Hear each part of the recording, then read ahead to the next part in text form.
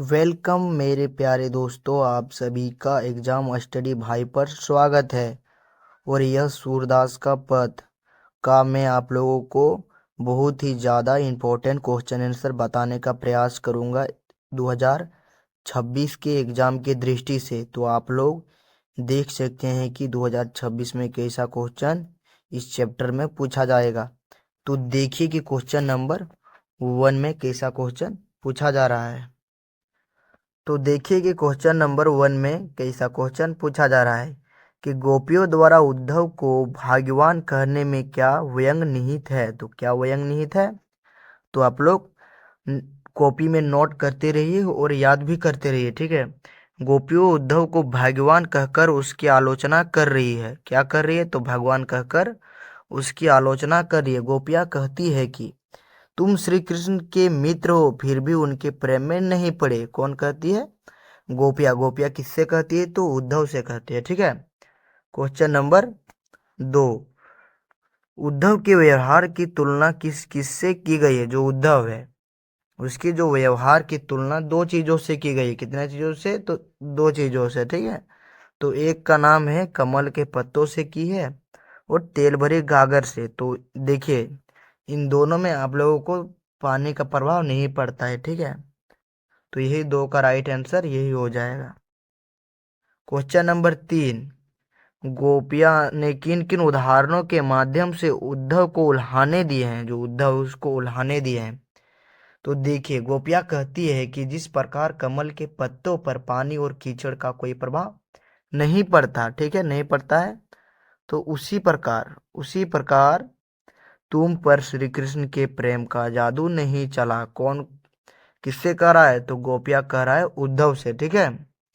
Question number 4, Uddhav द्वारा दिए गए योग की संदेश ने गोपिया की विरह अग्नि में घी का काम कैसे किया, ठीक है। तो देखिए गोपियां श्री कृष्ण से मिलने के लिए व्याकुल हो रही थी। क्या हो रही थी, तो व्याकुल हो रही थी। लेकिन जब उद्धव योग का संदेश लेकर आता है तो गोपियां और नाराज हो जाती है। क्या हो जाती है, तो और नाराज, ठीक है। क्वेश्चन नंबर 5, मर्यादा न लही के माध्यम से कौन सी मर्यादा न रहने की बात की जा रही है।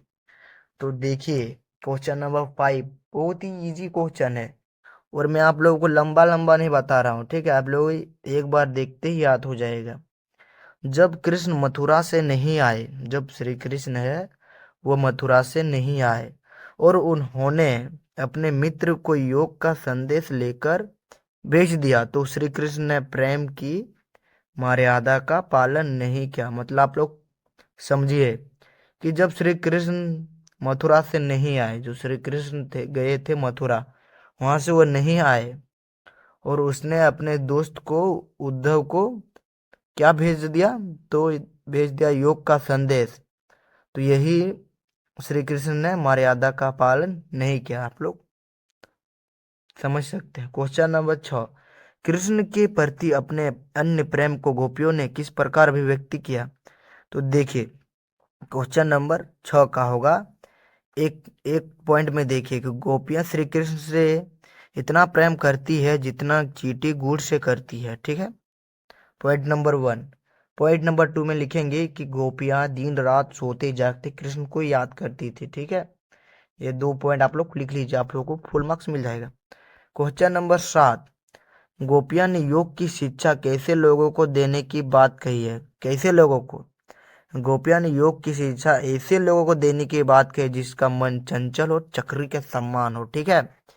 देखो कितना इजी पॉइंट मैं आप लोगों को बता रहा हूँ। क्वेश्चन नंबर 8, गोपिया का योग साधना के प्रति दृष्टिकोण स्पष्ट कीजिए। क्या स्पष्ट करना है, तो दृष्टिकोण स्पष्ट कीजिए। Question number 8। तो क्वेश्चन नंबर 1 का पहला पॉइंट में लिखना है कि गोपिया योग से चिढ़ती है और पॉइंट नंबर 2 में गोपिया योग को बेकार चीज मानती है। पॉइंट नंबर 3 में गोपिया योग को रोग मानती है। पॉइंट नंबर 4 में आप लोगों को लिखना है कि गोपिया योग को कड़वी ककड़ी मानती है, ठीक है। समझ में आ रहा होगा। क्वेश्चन नंबर 9, गोपियों के अनुसार राजा का धर्म क्या होना चाहिए। जो गोपियां है उसके अनुसार राजा का धर्म कैसा होना चाहिए। तो पॉइंट नंबर 1 में देख सकते हैं कि गोपियाँ कहती है कि राजा को हमेशा अन्याय का विरोध करना चाहिए। क्या करना चाहिए, तो अन्याय का विरोध करना चाहिए।